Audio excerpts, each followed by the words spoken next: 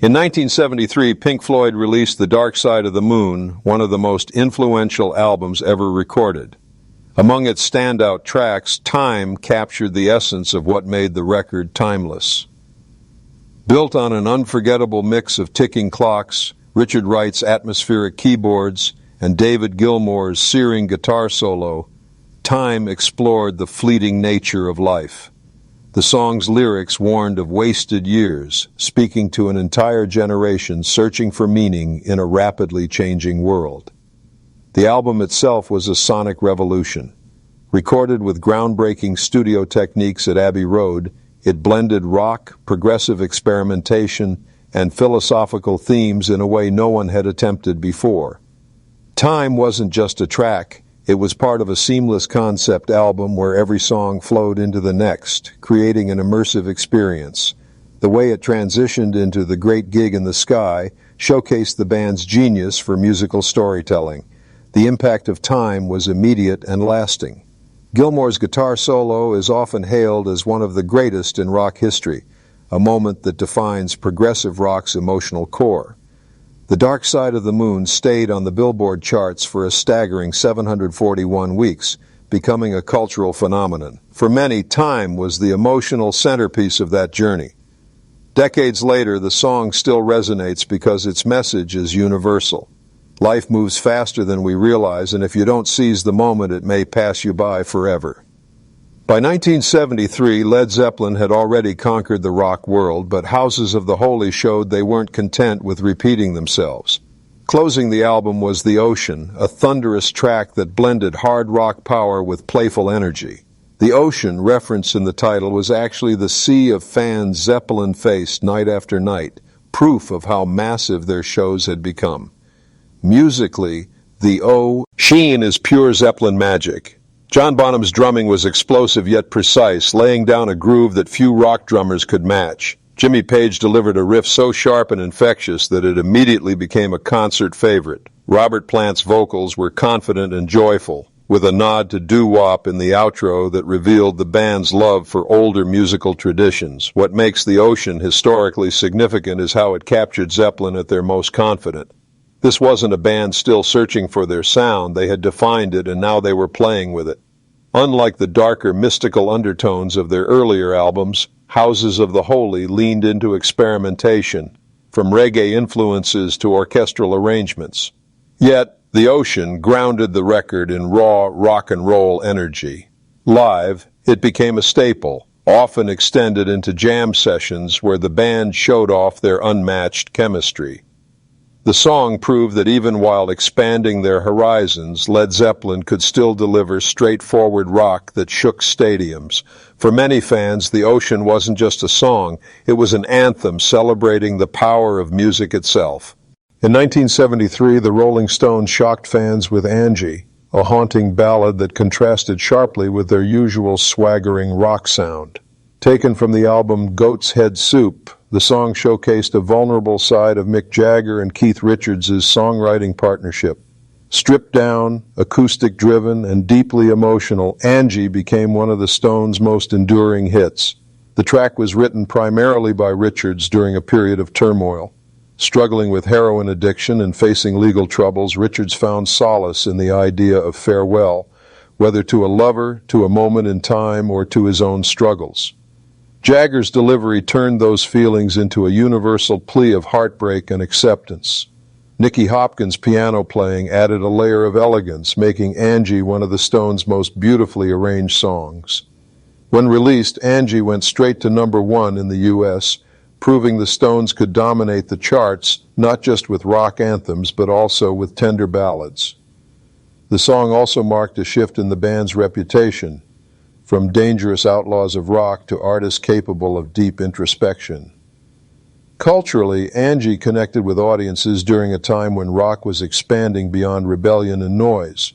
It showed that vulnerability could be just as powerful as volume. While some critics initially dismissed Goat's Head Soup compared to earlier masterpieces like Exile on Main St. Angie, stood out as a timeless classic. Decades later, it remains one of the Stones' most requested live songs, proof that sometimes quiet heartbreak echoes louder than thunder. In 1973, few people could have predicted Aerosmith would become one of the biggest rock bands in the world. Their self-titled debut album was a modest release, but it contained a hidden gem that would later define their career, Dream On. Written by Steven Tyler when he was still a teenager Thad. He sung combined raw emotion, soaring vocals, and an unforgettable message about perseverance. Musically, Dream On stood apart from most early 70s hard rock. Instead of focusing on riffs and swagger, it built slowly, starting with a delicate piano line and Tyler's hushed voice before erupting into a powerful, almost operatic climax. Joe Perry's guitar provided the perfect balance of grit and melody, while Joey Kramer's drumming added drama to the rising intensity. Tyler's high-pitched wail in the final chorus became his signature sound, a vocal performance that rock fans still revere today. The lyrics, reflecting Tyler's belief in chasing dreams against all odds, resonated with young listeners. At first, Dream On didn't chart high, but when it was re-released in 1976, it became Aerosmith's breakthrough hit. By then, fans realized it wasn't just another ballad, it was an anthem of ambition and determination.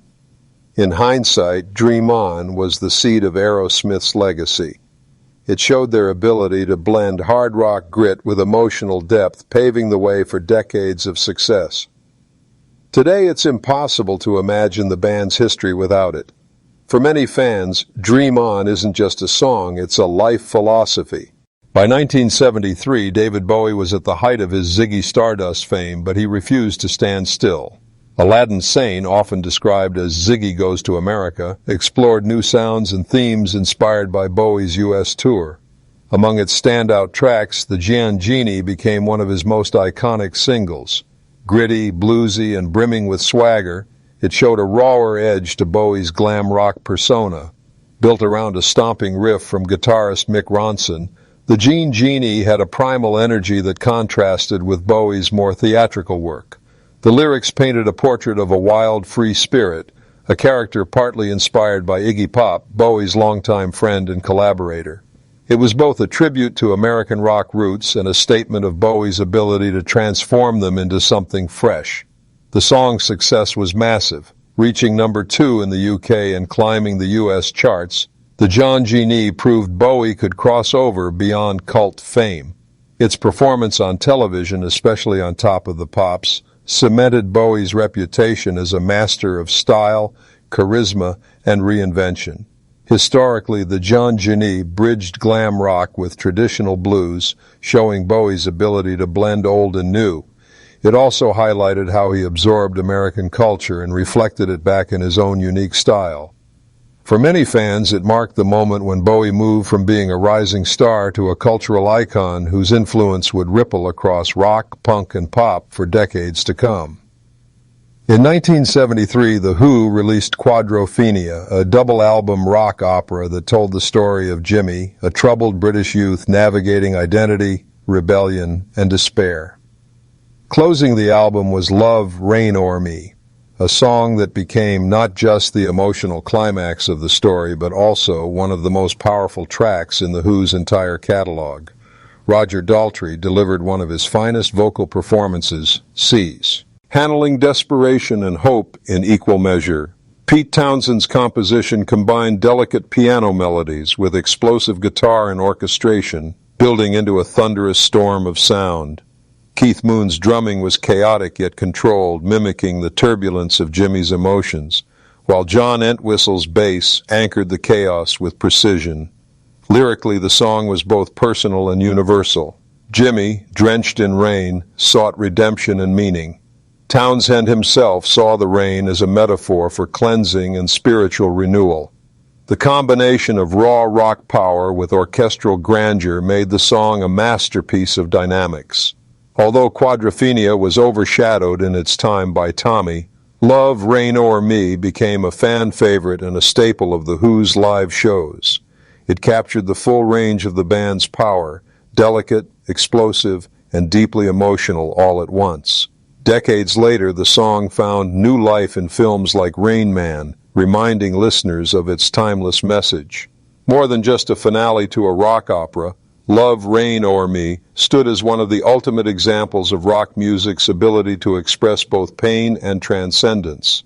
When Lynyrd Skynyrd released their debut album in 1973, they introduced the world to a southern rock anthem that would never die, Freebird. Starting as a heartfelt ballad and exploding into one of the longest and most iconic guitar solos in rock history, Freebird became the band's defining statement.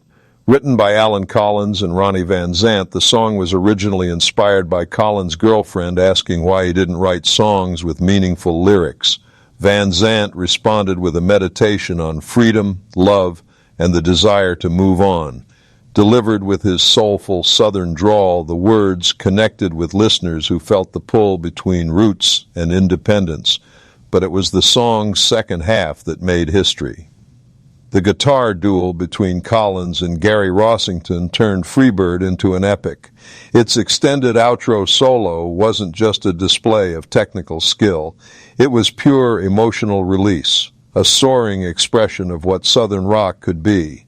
Live, Freebird became legendary. Audiences began shouting, "Play Freebird" at concerts, a tradition that continues to this day.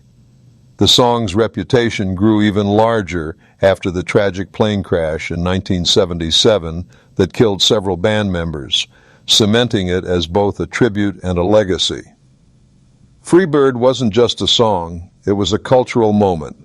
It gave Southern rock its anthem, proved that long guitar solos could capture mainstream audiences, and showed that rock and roll could be both tender and ferociously free. In 1973, Queen released their self-titled debut album, a record that introduced one of the most unique bands in rock history. Leading the charge was Keep Yourself Alive, the very first single from Queen and the world's first taste of Freddie Mercury's unmatched charisma. Written by guitarist Brian May, the song was originally meant to be ironic, suggesting that staying alive was harder than people imagined. But when sung by Mercury, it became an anthem of confidence and survival. With May's crunchy guitar riffs, Roger Taylor's pounding drums, and John Deacon's steady bass, the track had all the hallmarks of classic Queen: layered harmonies, theatrical flair, and precision musicianship. Though Keep Yourself Alive didn't chart highly upon release, it laid the foundation for everything Queen would become. Critics noted the song's unusual structure and ambitious production, which included multi-track guitars and Mercury's soaring voice that hinted at the operatic experiments to come. Historically, the song's importance lies not just in being Queen's debut single, but in establishing their identity. It was glam rock with a harder edge, combining elements of progressive rock and heavy metal while remaining catchy and accessible. Looking back, Keep Yourself Alive feels prophetic. Queen would go on to become one of the most enduring rock bands of all time, and this track was their first declaration of intent. While it may not have been their biggest hit, it was the spark that lit the fire, a promise of greatness that the band more than fulfilled. Though originally released in 1971, Roundabout reached new cultural heights in 1973 with the release of Yes Songs, Yes's monumental live triple album. By then, the band had become the torchbearers of progressive rock, and Roundabout was their most beloved track. In concert, it grew from a studio single into a sprawling, dynamic masterpiece. Built on Steve Howe's instantly recognizable acoustic guitar intro and Chris Squire's powerful bass riff, Roundabout blended classical influences with rock energy. John Anderson's surreal lyrics painted landscapes of mystery and optimism, fitting perfectly with the progressive ethos of the early 70s. Bill Bruford's drumming and Rick Wakeman's keyboard flourishes elevated the song into something symphonic. On Yes Songs, Roundabout became the centerpiece, showing Yes at their peak. The song stretched beyond its original form, filled with improvisation and instrumental brilliance. The live version proved that prog rock wasn't just about studio perfection, it could explode with energy on stage. Historically, Roundabout marked how progressive rock could cross into mainstream popularity. Despite its unusual structure and length, it became a radio staple, drawing new listeners into the genre. By 1973, it symbolized the adventurous spirit of rock, fearless, expansive, and boundary-breaking. Decades later, Roundabout remains one of prog rock's most enduring anthems, inspiring musicians across genres. Its inclusion in Yes Songs in 1973 solidified its reputation as more than just a hit single. It became a movement's defining anthem. In January 1973, a little-known singer-songwriter named Bruce Springsteen released his debut album, Greetings from Asbury Park, NJ. Buried among its tracks was Spirit in the Night, a song that hinted at the storytelling genius that would later earn him the title of the Boss. Spirit in the Night was unlike anything on mainstream rock radio. Drawing on jazz, blues, and folk influences, it told the story of wild youth escaping into the night. With characters like Crazy Janie and Wild Billy, Springsteen created a cinematic world of rebellion, friendship, and freedom. The saxophone lines from Clarence Clemons added soul and energy, foreshadowing the legendary E Street Band sound. The song didn't chart initially, but it became a staple of Springsteen's live shows. On stage, it came alive with extended jams, audience interaction, and Springsteen's magnetic charisma. For fans, it was one of the first glimpses of his unmatched ability to turn everyday stories into epic anthems. Historically, Spirit in the Night mattered because it announced the arrival of a songwriter who would redefine American rock. While the album as a whole sold modestly, critics recognized Springsteen's raw talent and storytelling voice. Bob Dylan comparisons soon followed, but Springsteen's style was already uniquely his own. Decades later, the song stands as an early sign of greatness. It captured youth's wild energy and the longing for escape, themes Springsteen would refine in classics like Born to Run. In 1973, Spirit in the Night lit the first spark of a career that would inspire millions. In 1973, Genesis released Selling England by the Pound, a progressive rock masterpiece that showcased the band's ambitious songwriting and musicianship. Among its highlights, Firth of Fifth became a cornerstone of the genre, beloved for its sweeping piano intro, poetic lyrics, and Steve Hackett's legendary guitar solo. The track began with Tony Banks's classical-style piano, setting a tone of grandeur and sophistication. Peter Gabriel's vocals delivered lyrics filled with rich imagery, exploring themes of nature, history, and time. While Gabriel's flute added delicacy, it was Hackett's soaring guitar solo that became the song's defining moment, a melodic masterpiece often cited as one of the greatest in progressive rock. Live performances of Firth of Fifth elevated it even further. Though the piano intro was often omitted due to its difficulty, the song became a fan favorite, with Hackett's solo standing as a nightly highlight. When Hackett left the band later in the decade, the song's live appearances dwindled, but its reputation only grew. Historically, Firth of Fifth symbolized prog rock at its peak, complex, emotional, and unapologetically ambitious. It proved Genesis were not just experimenting, but mastering the art of blending rock with classical influences. Decades later, the song remains a touchstone for prog fans. Hackett continues to perform it in his solo shows, keeping its legacy alive. In 1973, Firth of Fifth wasn't just another track. It was a statement that rock could be as sophisticated and emotionally powerful as any form of art. Elton John's 1973 double album Goodbye Yellow Brick Road was packed with hits, but none captured raw rock energy quite like Saturday Night's All Right for Fighting. Co-written with Bernie Taupin, the song was a hard-hitting anthem that showed Elton could rock just as hard as he could croon ballads. Driven by Davy J.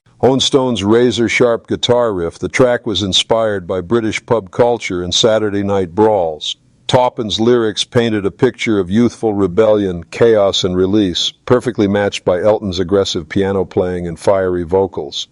Unlike the refined pop ballads he was known for,